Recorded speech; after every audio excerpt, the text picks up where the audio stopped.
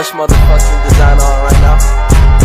Break it down, bring it back, make it clap. I got 3 old thoughts, new block, where that bitches on my line, you know. Baik, di sini saya akan menjelaskan tipe kegiatan manajemen. Nah, tipe kegiatan manajemen adalah serangkaian tindakan yang dilakukan oleh seseorang manajer untuk mengatur, mengarahkan, mengontrol, dan mengkoordinasi sumber daya yang dimiliki oleh organisasi.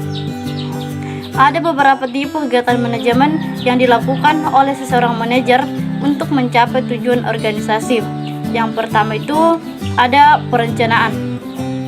Perencanaannya adalah tipe kegiatan manajemen yang dilakukan dan menetapkan tujuan organisasi dan membuat rencana tujuan organisasi untuk mencapai tujuan tersebut. Nah, tujuan organisasi harus dapat diukur dan spesifik serta memiliki jangka waktu yang jelas. Rencana tersebut harus mencakup berbagai aspek seperti sumber daya manusia, keuangan, dan operasional. Nah, yang kedua itu ada pengorganisasian. Pengorganisasian adalah tipe kegiatan manajemen yang dilakukan untuk mengatur spesifik sumber daya sumber daya organisasi secara spesifik dan efisien untuk mencapai tujuan organisasi.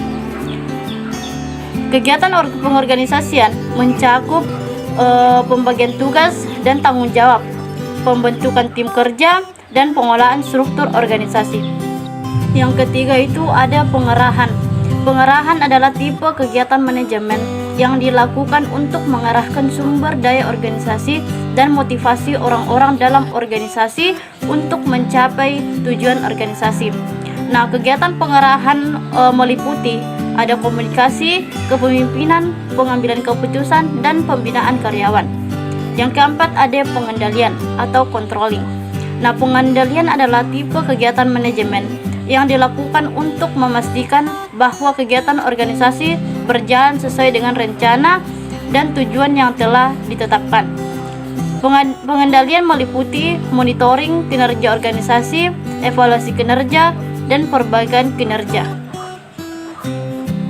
Yang kelima ada pengambilan keputusan atau decision making.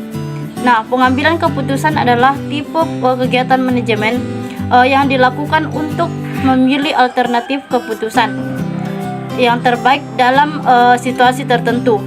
Nah, pengambilan keputusan meliputi identifikasi masalah, penentuan kinerja,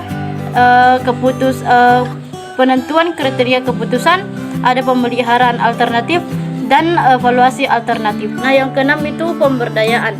Pemberdayaan adalah tipe kegiatan manajemen yang dilakukan untuk memberikan karyawan dengan sumber daya dan kepercayaan untuk mengambil keputusan dan bertindak secara mandiri dalam konteks organisasi. Sekian dari saya. Wassalamualaikum warahmatullahi wabarakatuh. Baik, saya akan menjelaskan materi selanjutnya, yaitu bagian B, tipe keputusan manajemen, di mana pengambilan keputusan adalah tindakan manajemen di dalam pemilihan alternatif untuk mencapai sasaran. Nah, keputusan yang dilakukan oleh manajer tingkat bawah di sini sifatnya rutin dan berulang-ulang, atau biasa disebut dengan istilah terprogram atau keputusan terstruktur. Dan sebaliknya, keputusan pada tingkat yang lebih tinggi sifatnya di sini yaitu tidak terstruktur. Nah, adapun kata terprogram di sini bukan berarti keputusan yang dibuat oleh komputer melalui suatu program komputer, melainkan berupa suatu kumpulan prosedur yang dilakukan secara berulang. Nah, adapun 3 klasifikasi keputusan oleh manajemen. Yang pertama yaitu keputusan tidak terstruktur. Nah, keputusan tidak terstruktur di sini adalah keputusan yang tidak terjadi secara berulang-ulang. Nah, keputusan ini biasanya terjadi di manajemen tingkat atas. Nah, adapun informasi untuk pengambilan keputusan tidak terstruktur ini biasanya tidak mudah untuk didapatkan dan tidak mudah tersedia, dan biasanya berasal dari lingkungan luar. Nah, selain itu juga pengalaman manajer merupakan hal yang sangat penting dalam pengambilan keputusan tidak terstruktur. Nah, selanjutnya yaitu yang kedua, keputusan setengah terstruktur. Nah, keputusan setengah terstruktur di sini adalah keputusan yang sebagian dapat diprogram, sebagian berulang-ulang dan rutin, dan sebagian tidak terstruktur atau tidak terprogram. Nah, keputusan tipe ini seringnya bersifat rumit dan membutuhkan perhitungan-perhitungan serta analisis yang terperinci. Adapun contoh dari keputusan tipe ini yaitu keputusan dalam membeli sistem komputer yang lebih canggih. Kemudian yang ketiga yaitu keputusan terstruktur. Nah, keputusan terstruktur di sini adalah keputusan yang berulang-ulang dan rutin sehingga dapat diprogram. Nah, keputusan terstruktur di sini terjadi dan dilakukan terutama pada manajemen tingkat bawah. Adapun contoh dari keputusan tipe ini adalah keputusan dalam pemesanan barang ataupun keputusan dalam penagihan piutang. Baik, selanjutnya itu tipe informasi bagi manajemen. Informasi ini adalah hal yang sangat penting dalam manajemen karena informasi ini memberikan informasi yang akurat, tepat, dan relevan dan dapat membantu manajer dalam mengambil keputusan yang baik dan juga efektif. Berikut beberapa tipe informasi bagi manajemen. Yang pertama itu informasi internal. Informasi internal ini informasi yang diperoleh dari dalam organisasi seperti data keuangan, data produksi, data penjualan, dan data kinerja karyawan. Informasi ini biasanya disimpan dalam basis data atau sistem informasi manajemen dan dapat digunakan untuk memantau kinerja organisasi serta membuat keputusan operasional dan taktis. Yang kedua itu informasi eksternal. Informasi eksternal di sini adalah informasi yang diperoleh dari luar organisasi seperti data pasar, tren industri, informasi pesaing, dan regulasi pemerintah. Informasi ini biasanya diperoleh melalui survei, wawancara, ataupun penelitian pasar dan dapat digunakan untuk membuat keputusan strategis yang berkaitan dengan lingkungan eksternal organisasi. Selanjutnya yaitu informasi kepuasan pelanggan. Informasi kepuasan pelanggan di sini adalah informasi yang diperoleh dari umpan balik pelanggan seperti survei kepuasan pelanggan, keluhan pelanggan, ataupun saran pelanggan. Informasi ini dapat digunakan untuk meningkatkan kualitas produk ataupun layanan serta mempertahankan pelanggan yang sudah ada. Baiklah, selanjutnya yaitu ada informasi sumber daya manusia.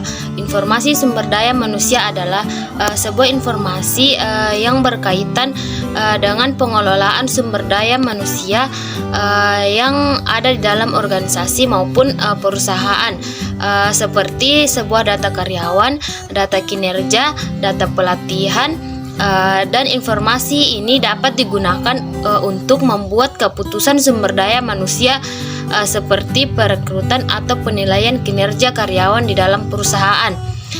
Yang selanjutnya ada informasi finansial. Informasi finansial adalah sebuah informasi yang berkaitan dengan keuangan organisasi ataupun perusahaan seperti laporan keuangan, neraca, atau arus kas. Informasi ini dapat digunakan untuk memantau kinerja keuangan di dalam organisasi serta membuat keputusan investasi dan keuangan. Dan yang terakhir ada informasi teknologi. Informasi teknologi adalah sebuah informasi yang berkaitan dengan penggunaan teknologi di dalam organisasi atau perusahaan seperti data sistem informasi, data jaringan, atau data keamanan informasi. Informasi ini dapat digunakan untuk membuat keputusan teknologi dan keamanan informasi di dalam perusahaan. Sekian dari saya. Baik, selanjutnya di sini saya akan membahas materi bagian D tentang karakteristik informasi. Yang pertama itu ada relevan. Informasi yang relevan adalah informasi yang bersangkut paut, yang memiliki hubungan dan juga selaras dengan masalah atau keputusan yang sedang dihadapi. Yang kedua itu akurat. Informasi yang akurat adalah sebuah informasi yang benar, tepat, dan terpercaya. Informasi yang tidak akurat itu dapat mengakibatkan kesalahan dalam pengambilan keputusan sehingga mempengaruhi kinerja organisasi. Yang ketiga itu mengenai tentang tepat waktu. Informasi yang tepat waktu adalah informasi yang tersedia apabila dibutuhkan, dan informasi yang terlambat atau terlalu dini itu dapat membuat manajer kehilangan kesempatan atau membuat keputusan yang tidak tepat. Ya baik, yang selanjutnya adalah informasi yang lengkap. Informasi yang lengkap adalah informasi yang mencakup semua aspek yang diperlukan dalam pengambilan keputusan. Informasi yang tidak lengkap dapat membuat keputusan menjadi tidak tepat atau kurang efektif. Yang selanjutnya adalah terstruktur. Informasi yang terstruktur adalah informasi yang tersusun dengan rapi dan mudah dimengerti. Dan yang selanjutnya adalah dapat diandalkan. Informasi yang dapat diandalkan adalah informasi yang dapat diuji kebenarannya. Informasi yang tidak dapat diandalkan dapat mengakibatkan kesalahan dalam pengambilan keputusan. Sekian dari saya. Wassalamualaikum warahmatullahi wabarakatuh.